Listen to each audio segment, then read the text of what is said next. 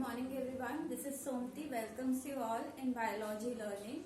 So bacha, in today's class we will talk about some of the facts related to transportation. In our last class we had already finished our topic of transportation in plant.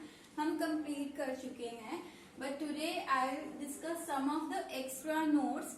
तो आपका कुछ extra points हम discuss करेंगे related to transportation. And let me tell you that this is apart from your syllabus bacha, so it is not going to be a part of your syllabus. Okay, it is just to enhance your knowledge of transportation, much about ki how water is transporting in the plant. So यहाँ पर हम बात करते हैं, like the first point here is the term hollard. What do you understand by the term hollard? Hollard is actually the total amount of water which is present inside the soil. हम अगर daily plant में पानी डाल रहे हैं तो जो total amount of water soil के अंदर प्रेजेंट है in the form of moisture and water, वो total amount of water soil का क्या कहलाता है? होलार्ड कहलाता है. याद रखने के लिए होल टर्म, होल मतलब पूरा होता है, तो holard is what? It is the total amount of water present inside the soil. Now this hollard, out of this hollard, the one part is क्रिजार्ड and one part is एकार्ड. अब इस Hollard का एक part जो होता है वो क्या होता है? क्रिजार्ड होता है, और एक पार्ट क्या होता है? एकार्ड होता है. And what is chresard? Chresard actual में जब आपने लाइक एज्यूम, हम एक एग्जांपल लेते हैं, मैंने पौधे को पानी डाला, ठीक है, उस पौधे को जब मैंने पानी डाला तो वो पौधा जमीन पे था, मैं पानी डाल रही थी और कुछ पानी ड्रेन आउट होकर वहां से चला गया, ठीक है, वो वहां से ड्रेन आउट होकर चला गया, तो मेरे पौधे को थोड़ा पानी मिला. तो यहाँ पर आपका जब आपने पौधा सॉइल में वाटर डाला तो यहाँ पर वाटर जो कि प्लांट ने एब्जॉर्ब किया वो वाटर क्या होगा? क्रिजार्ड कहलाएगा. वाटर क्या होगा? क्रिजार्ड कहलाएगा. लेकिन जो हम वाटर आपका सप्लाई कर रहे हैं पौधे को, वो कंप्लीट वाटर को एब्जॉर्ब नहीं करता. जैसे कुछ वाटर ड्रेन होकर चला जाता है, कुछ आपका सीप होकर बहुत डीप चला जाता है सॉइल में, और वो जो बहुत डीप चला गया है वो आपके प्लांट को अवेलेबल नहीं होता है. So that water is your echard, जहां पर अमाउंट ऑफ वाटर जो प्लांट को अवेलेबल नहीं हुआ, या तो वो बहुत डीप सीप कर गया है, बहुत नीचे पर्कुलेट कर गया है, और एक जर्नली ड्रेन्स आउट, या फिर आपका वाटर सप्लाई करते हुए वो क्या हो गया है? ड्रेन ऑफ हो गया है उस एरिया से जहां पर आपका पौधा था. Okay, now see, I have drawn a horizon of soil here. मैंने यहाँ क्या ड्रॉ किया? सॉइल हॉरिजन, जो आप 9th में बच्चे इसमें से मोस्ट ऑफ द टर्म आप पढ़ चुके हैं. तो सॉइल हॉरिजन में हम बात करते हैं जो सबसे अपर मोस्ट होता है उसको हम कहते हैं ए हॉरिजन, जो top most layer of soil which is highly fertile as it contains what? Humus. And humus is what? Humus is a black amorphous compound or substance which is formed after the decomposition of organic matter. जैसे I have shown here कि आपके जो पौधों के कुछ आपकी leaves वगैरह होती है वो सॉइल हॉरिजन, ए हॉरिजन पर गिरती है और डिकम्पोज होकर यहीं पर ब्लैक अमोर्फस सा सब्सटेंस बनाते विच इज कॉल्ड ह्यूमस, जो कि आपके कहाँ मिलेगा? ए हॉरिजन में मिलेगा. ओके बच्चा, अब यहाँ पर इसके नीचे आपकी लेयर होते हैं ए हॉरिजन का, हम सिंपली टॉप मोस्ट लेयर कह रहे हैं. यहाँ पर जो वाटर प्रेजेंट होता है that water is called hygroscopic water. उसे हम क्या कहते हैं? हाइग्रोस्कोपिक, जो कि आपका ह्यूमस के साथ बाइंडेड फॉर्म में रहता है in the form of moisture. तो आपकी सॉइल में आसपास ह्यूमन से बाइंडेड फॉर्म में रहेगा. इस सॉइल को क्या रखेगा? मॉइस्चर रखने का काम करेगा, ठीक है, मॉइस्चर रखेगा.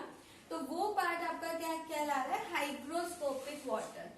Now coming to the B horizon. B horizon आपका क्या रिच होता है? मिनरल्स रिच होता है, और जनरली मिनरल्स में प्लांट जो यूज करते हैं they are sodium, potassium, bicarbonate. तो यहाँ पर ज्यादातर सॉइल में आपका सोडियम रिच होता है, तो इसीलिए हम यहाँ पर सोडिक मिनरल भी लिखा होता है. कई बार सॉइल में सोडिक मिनरल या सोडिक हॉरिजन भी लिखा होता है. सोडिक का मतलब होता है कि बी हॉरिजन में आपका क्या? सोडियम का जो कंसेंट्रेशन है that is more. So this is the B horizon which is rich in minerals such as sodium, potassium, bicarbonate. And यहाँ पर भी आपका जब आपने वाटर डाला तो बच्चे यहाँ कुछ अमाउंट तो यहाँ पर आपका फिक्स हो गया, ह्यूमस के साथ बाइंड हो गया. फिर आपका कुछ amount of water in soil particles के इंटरसेल्यूलर स्पेसेस में प्रेजेंट होता है। सो यहाँ पर बी हॉरिजन में जो सॉइल पार्टिकल्स होते हैं they are not compactly arrange, वो कॉम्पैक्ट नहीं है, they are present inter particle spaces के यहाँ पर आपके सॉइल पार्टिकल्स के बीच में क्या है, इंटर पार्टिकल स्पेसेस है, मीन्स जो सॉइल है वो क्या है, लूज है। ओके, एंड यहाँ पर आपका जो प्लांट होते हैं, प्लांट की जो रूट्स आपको मिलेगी वो इन स्पेसेस में मिलती है। ठीक है, ये आपका सॉइल जो स्पेसेस है इनमें आपका मिलेगी।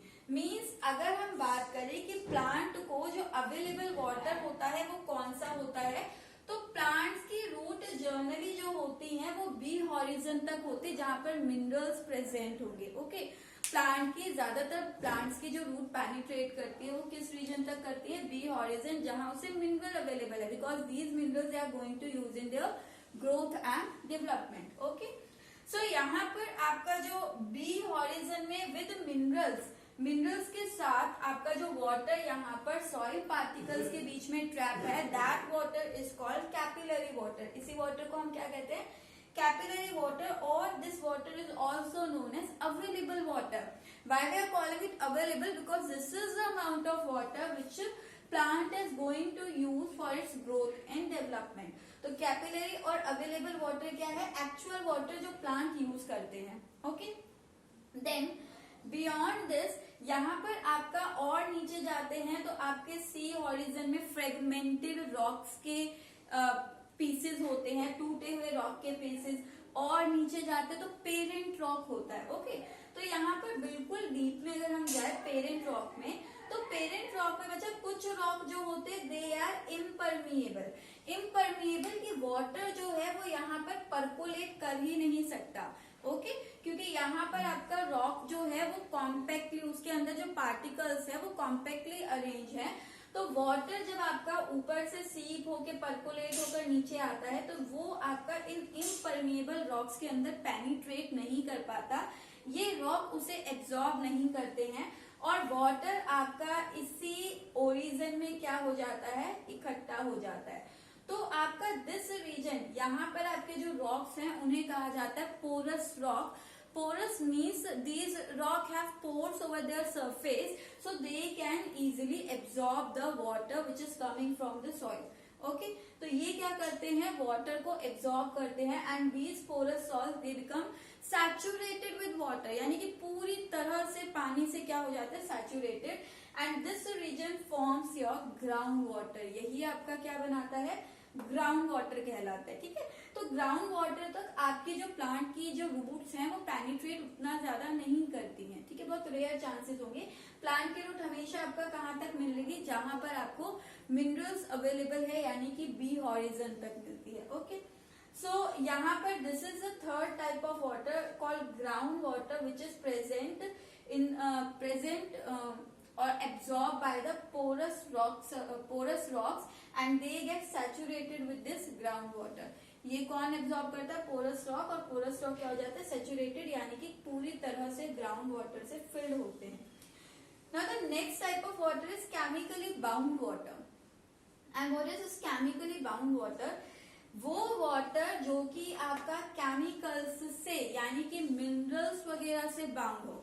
अब जनरली हम उस अमाउंट ऑफ वाटर की बात कर रहे हैं जो कि आपका बहुत टाइटली बाउंड होता है और उसे कोई यूज नहीं कर सकता, वो आपका बी हॉरिजन में भी मिल सकता है, because minerals are also present here. तो यहाँ पर कुछ अमाउंट ऑफ वाटर ऐसा भी हो सकता है जो मिनरल्स के साथ बहुत टाइटली बाइंड हो, तो प्लांट की रूट उसे एब्जॉर्ब नहीं कर पाएगी। Although this chemically bound water they are present in the rock bed. आपका ये तो पोरस रॉक है, इसमें तो आपका जो है पेनिट्रेट कर जाएगा वाटर, इसके नीचे आपका जो ये इम्परमिएबल रॉक है जो एब्जॉर्ब नहीं कर रहा है, यहाँ पर वाटर इस तरह से बाइंडेड रह सकता है। ठीक है, ये पेनिट्रेट नहीं करेगा लेकिन इसके साथ टाइटली बाउंड हो सकता है, तो ये वाटर भी आपका प्लांट के लिए अवेलेबल नहीं होता, प्लांट इसे यूज नहीं कर सकते, बिकॉज ये टाइटली मिनरल्स के साथ बाइंड है और जब तक ये फ्री नहीं होगा प्लांट इसे यूटिलाइज नहीं कर पाएंगे। So this is your complete different type of water which is present in the soil horizon. And ये पढ़ाने का मेन जो आपका लॉजिक है, आपको पता होना चाहिए कि प्लांट जो है वो कौन से वाटर को यूज करता है। तो plant is using what, it is using capillary और available water which is present in your B horizon. ठीक है, तो इसलिए ज्यादातर प्लांट्स की रूट जो है वो बी हॉरिजन तक ही पेनिट्रेट करती है। फाइन।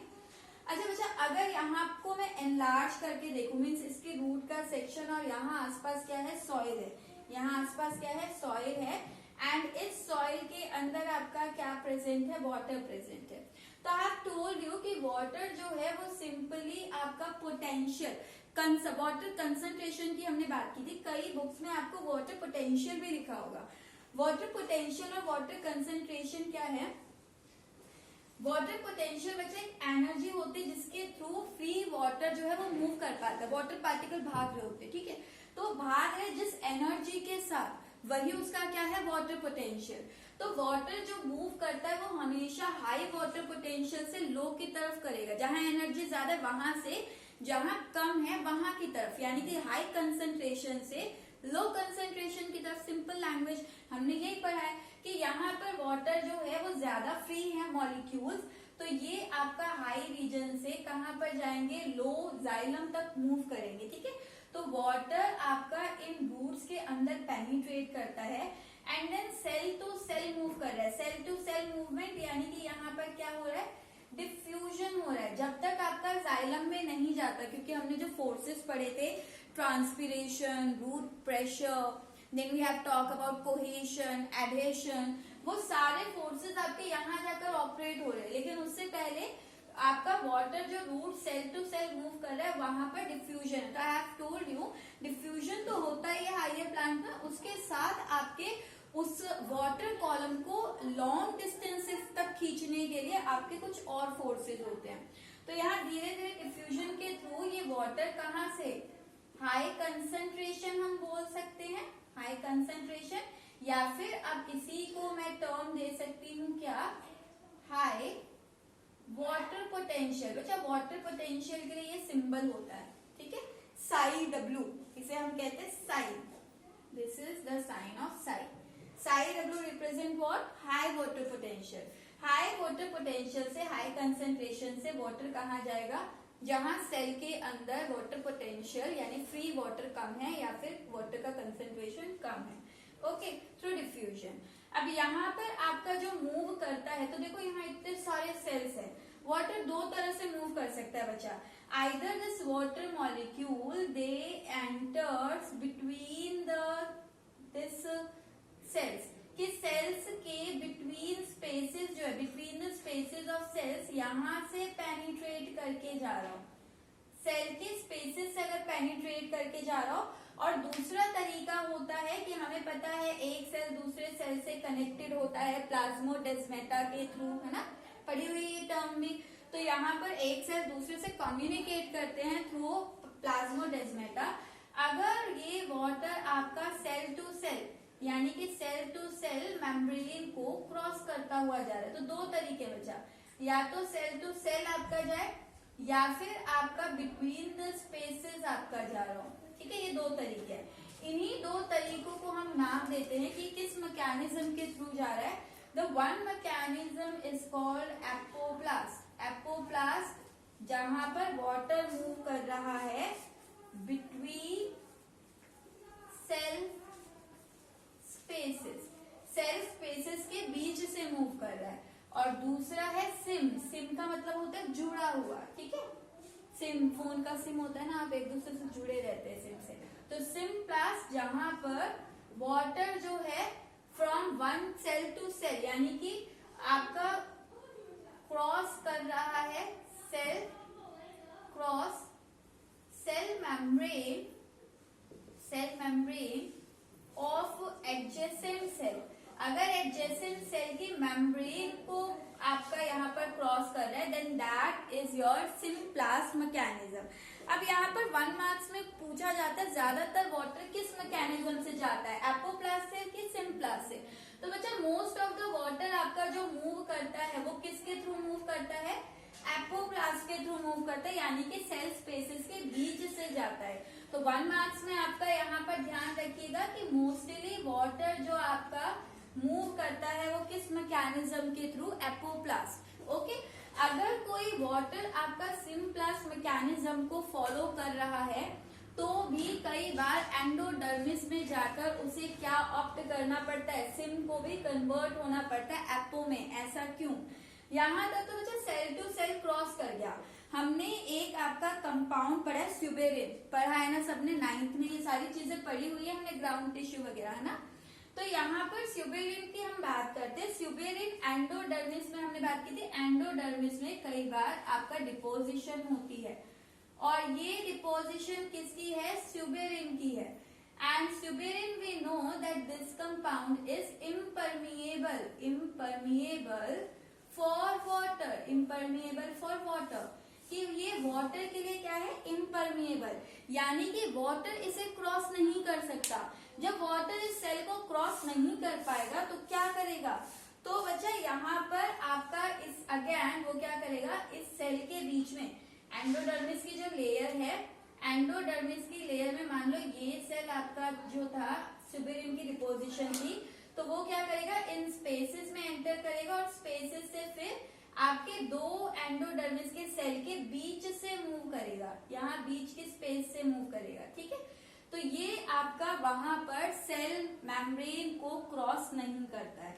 ठीक है, तो sometime the symplast also convert into the apoplast mechanism when there is deposition of suberin in the endodermis. So this is how the water moves from cell to cell. And जैसे xylem में पहुंचा तो xylem में पहुंचते ही आपके force operate हो जाएंगे, that is cohesion, adhesion, transpiration, pull, which we have done in our last class, हम कर चुके हैं। Okay, now coming to the last point of your topic, water potential. मैंने आपको बताया है वाटर पोटेंशियल क्या है, जहां पर वाटर फ्री फॉर्म में हो, यानी उसकी कंसंट्रेशन ज्यादा है और वो एनर्जी के साथ मूव कर पा रहा है, वही आपका एनर्जी क्या कहलाती है, water potential. And for this to represent this we are using psi W. Psi W represent what, water potential.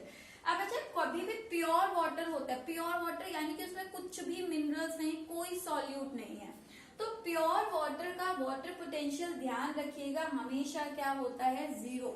Water potential इसका क्या होता है, जीरो।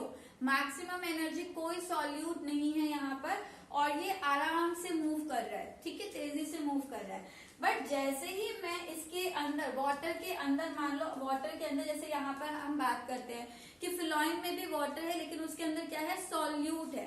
तो जैसे ही इस पानी के अंदर सॉल्यूट या मिनरल डिसॉल्व होते हैं, यहाँ पर मिनरल्स पानी के साथ बाइंड हुए, जब पानी के साथ बाइंड हुए तो वाटर के जुड़ने की टेंडेंसी क्या हो गई, कम। एक तो वाटर मॉलिक्यूल अपने ही जैसे मॉलिक्यूल के साथ जुड़ा हुआ होता और तेजी से जा रहा होता, जैसे ही मिनरल्स जुड़े तो वहां पर बॉन्ड टूट गया वाटर का, है ना, कॉलम। मान लो हमने बात की थी ना, वाटर मॉलिक्यूल एक दूसरे से जुड़कर पूरा एक कॉलम बना रहे हैं। मान लो यहाँ पर कोई आपका क्या आ गया, इससे आकर जुड़ गया कोई मिनरल, तो यहाँ पर आपका मिनरल तो तभी जुड़ेगा जब इसके बॉन्ड फ्री होंगे। अब वो बॉन्ड फ्री करने के लिए इसे इस वाटर मॉलिक्यूल से क्या करना पड़ेगा, थोड़े बॉन्ड हटाने पड़ेंगे।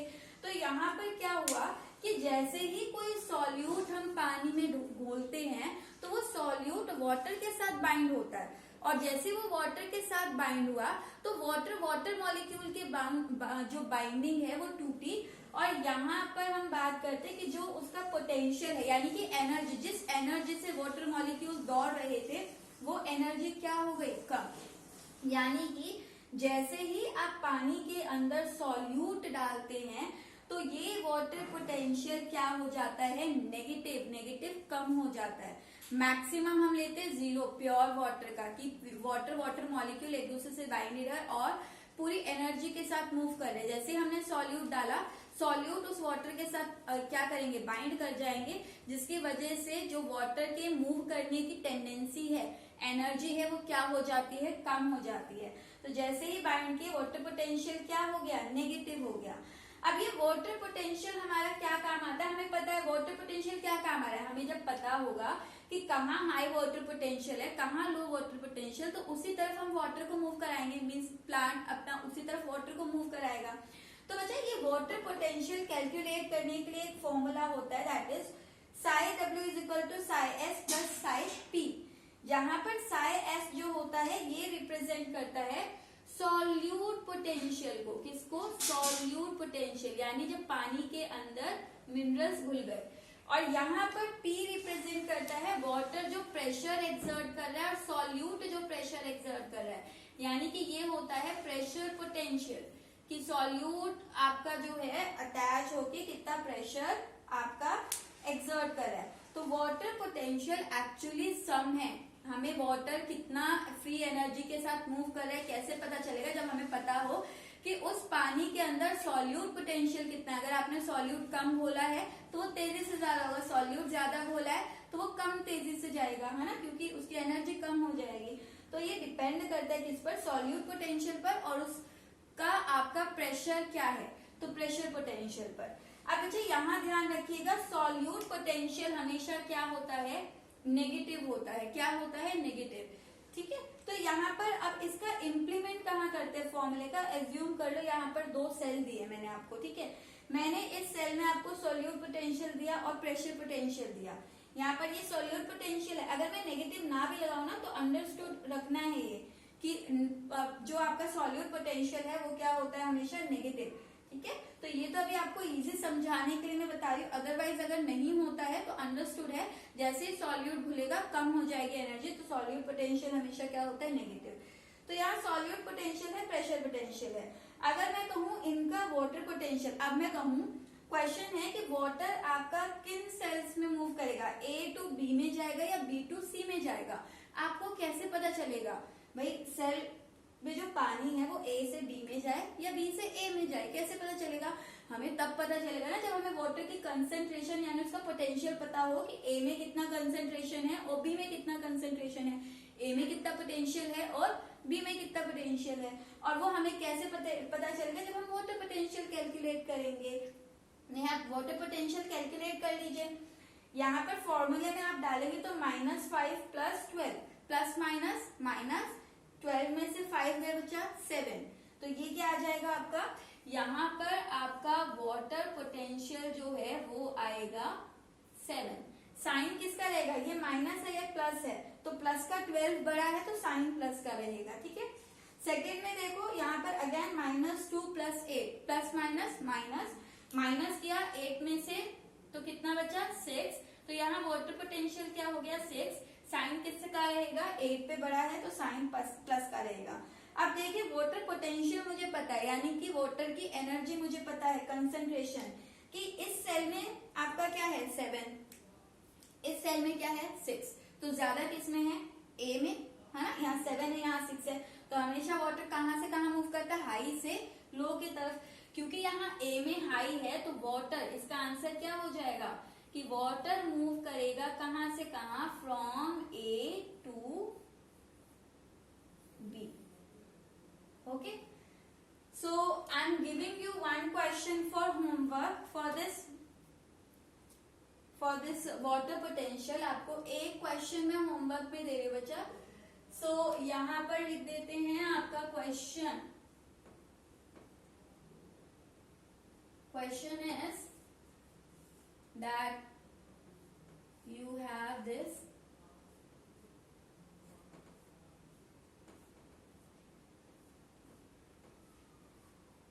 three cells and यहाँ पर सॉल्यूट पोटेंशियल है 8, मैं 8 लिख रही हूँ, अंडरस्टूड है। सॉल्यूट पोटेंशियल है तो क्या होगा? नेगेटिव होगा। सॉल्यूट पोटेंशियल है 8 और प्रेशर पोटेंशियल है आपका 6। देन यहाँ पर सॉल्यूट पोटेंशियल है 2 और प्रेशर पोटेंशियल है -4। सॉल्यूट पोटेंशियल है 5 एंड प्रेशर पोटेंशियल है 8। This is cell A, cell B, cell C। आपको मुझे पॉसिबल पॉसिबल कंडीशन बतानी है कि पानी आपका ए से बी से सी में मतलब कौन कौन सी डायरेक्शन में मूव कर सकता है। तो तीनों का वाटर पोटेंशियल आपको कैलकुलेट करना है और फिर कंपेयर करना है हाई से लो की तरफ। ए से बी में भी जा सकता है, ए से सी में भी जा सकता है क्योंकि ए का हाई है। अगर बी का हाई है तो बी से ए में भी जा सकता है या बी से सी में भी जा सकता है। मींस आपका यहाँ पर आपको कैलकुलेट करना है वाटर पोटेंशियल और मुझे यहाँ पॉसिबल डायरेक्शन बतानी है कि वाटर किस किस सेल से किस किस सेल में मूव कर सकता है। Okay, so this is all about your facts, some of the facts related to the transportation bacha, and if you are curious about this so you can read out, although this is apart from your syllabus, I have told you earlier। तो अगर किसी का नहीं बन पाता है कि they are not understanding the concept, you can skip this because this is not a part of your syllabus। okay, and if you are curious to do that तो आप ये कर सकते हैं एक्स्ट्रा नॉलेज के लिए। And in the next class, we'll take human excretory system. For today, this is enough. Thank you so much.